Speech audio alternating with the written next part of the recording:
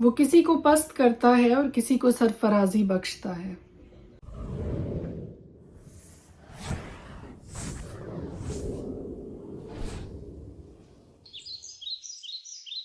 خدا قدوس کے زندہ جلالی بابرکت پرفضل نام میں ایک بار پھر آپ کو سلام۔ میرا نام ایسٹر ہارون ہے اور ہر روز خدا کا زندہ کلام لے کر آپ کے سامنے آتی ہوں۔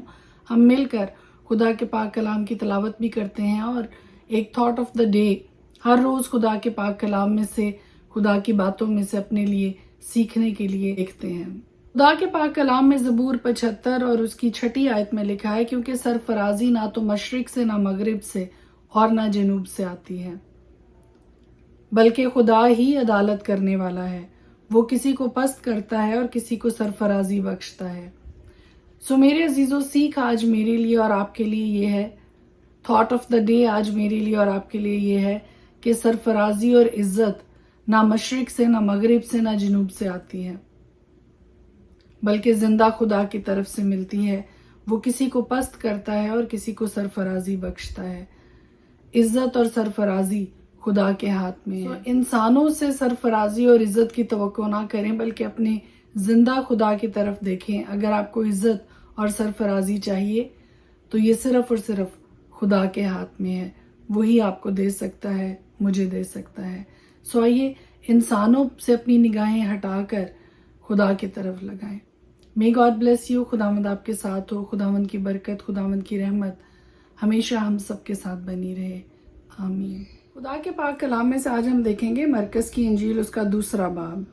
کئی دن بعد جب وہ کفرنہوم میں پھر داخل ہوا تو سنا گیا کہ وہ گھر میں ہے۔ پھر اتنے آدمی جمع ہو گئے کہ دروازہ کے پاس بھی جگہ نہ رہی، اور وہ ان کو کلام سنا رہا تھا۔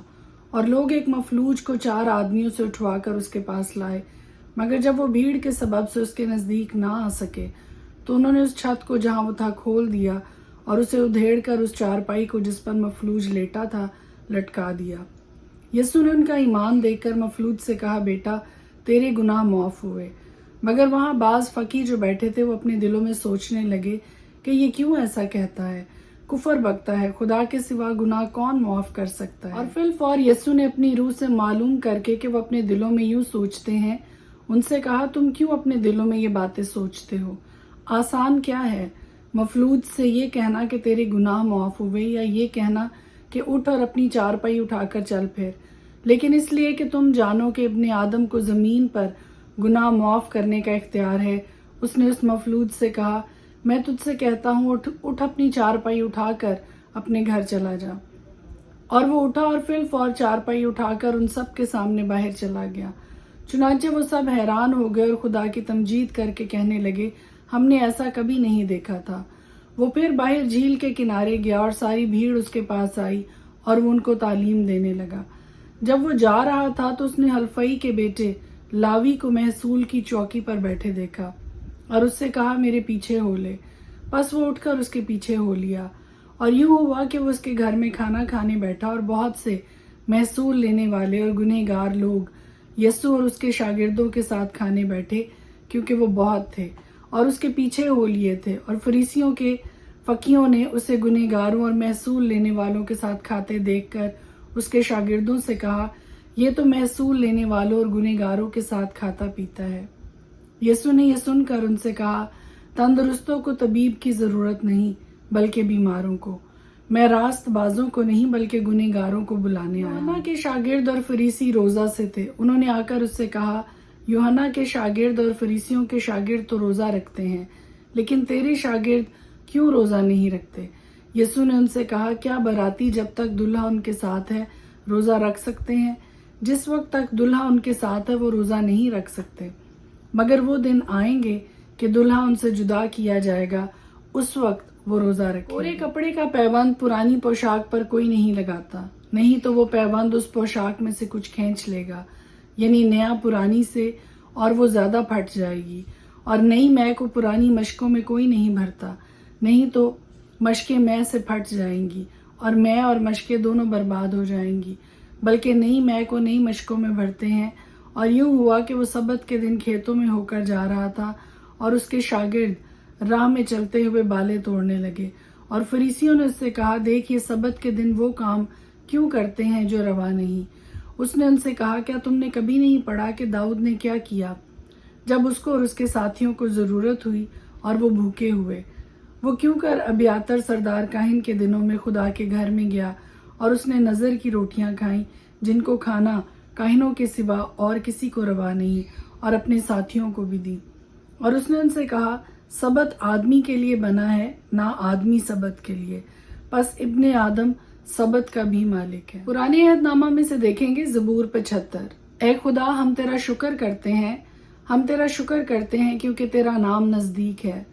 لوگ تیرے عجیب کاموں کا ذکر کرتے ہیں۔ جب میرا معین وقت آئے گا تو میں راستی سے عدالت کروں گا۔ زمین اور اس کے سب باشندے گداز ہو گئے ہیں۔ میں نے اس کے ستونوں کو قائم کر دیا ہے۔ میں نے مغروروں سے کہا غرور نہ کرو، اور شریروں سے کہ سینگ اونچا نہ کرو، اپنا سینگ اونچا نہ کرو، گردن کشی سے بات نہ کرو۔ سرفرازی نہ تو مشرق سے، نہ مغرب سے، اور نہ جنوب سے آتی ہے، بلکہ خدا ہی عدالت کرنے والا ہے۔ وہ کسی کو پست کرتا ہے اور کسی کو سرفرازی بخشتا ہے، کیونکہ خداوند کے ہاتھ میں پیالہ ہے اور میں جھاگ والی ہے۔ وہ ملی ہوئی شراب سے بھرا ہے اور خداوند اسی میں سے انڈیلتا ہے۔ بے شک اس کی تلچھٹ زمین کے سب شریر نچوڑ نچوڑ کر پئیں گے، لیکن میں تو ہمیشہ ذکر کرتا رہوں گا۔ میں یعقوب کے خدا کی مدح سرائی کروں گا، اور میں شریروں کے سب سینگ کاٹ ڈالوں گا، لیکن صادقوں کے سینگ اونچے کیے جائیں گے۔ نامہ میں سے دیکھیں گے زبور 76۔ خدا یہودا میں مشہور ہے، اس کا نام اسرائیل میں بزرگ ہے۔ سالم میں اس کا خیمہ ہے اور سیون میں اس کا مسکن۔ وہاں اس نے برقے کمان کو اور ڈھال اور تلوار اور سامان جنگ کو توڑ ڈالا۔ تو جلالی ہے اور شکار کے پہاڑوں سے شاندار ہے۔ مضبوط دل لٹ گئے، وہ گہری نیند میں پڑے ہیں، اور زبردست لوگوں میں سے کسی کا ہاتھ کام نہ آیا۔ اے یعقوب کے خدا، تیری جھڑکی سے رتھ اور گھوڑے دونوں پر موت کی نیند طاری ہے۔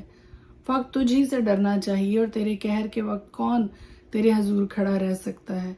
تو نے آسمان پر سے فیصلہ سنایا، زمین ڈر کر چپ ہو گئی، جب خدا عدالت کرنے کو اٹھا تاکہ زمین کے سب حلیموں کو بچا لے۔ بے شک انسان کا غضب تیری ستائش کا باعث ہوگا، اور تو غضب کے بقیہ سے کمر بستہ ہوگا۔ خداوند اپنے خدا کے لیے منت مانو اور پوری کرو، اور سب جو اس کے گرد ہیں وہ اسی کے لیے جس سے ڈرنا واجب ہے ہدیے لائیں۔ وہ عمرہ کی روح کو قبض کرے گا، کے بادشاہوں کے لیے مہیب ہے۔ خدا کے پاک کلام کے پڑھے اور سنے جانے پر اس کی خاص برکت ہو، آمین۔